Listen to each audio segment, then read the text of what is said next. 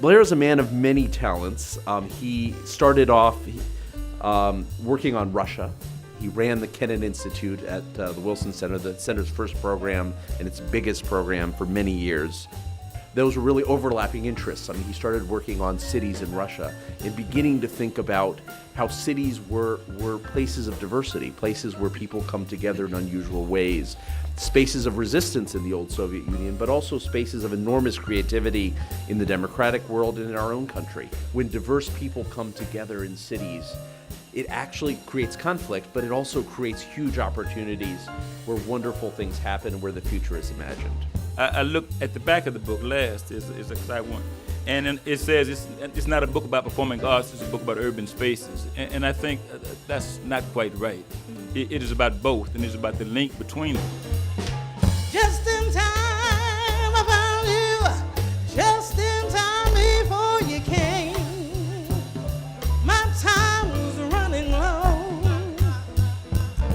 I was inspired to write the book by the music you hear in the background. These are musicians I've known for a long time, and I wanted to understand why they became musicians and why they do what they do, and that started me writing the book. It's brilliant how he's able to move in and out of these different movements and these different time periods. This book was really illuminating for me, and I felt like it gave me hope in a time where we are really fighting as artists to establish ourselves and to assert why we are deserving of federal funding, for example. One of the things that we know about music is the universal language. It's a healing language. It's one of the greatest means of communication in the world. The jazz music or any of the music genres that come out of Washington, D.C., when we come for gentrification, it's a learning process. And people learn to appreciate this great music, and they learn this history through, yes, they came and they gentrified, but look how much they learned about our music. And perhaps, maybe we learned a little bit about them through this music.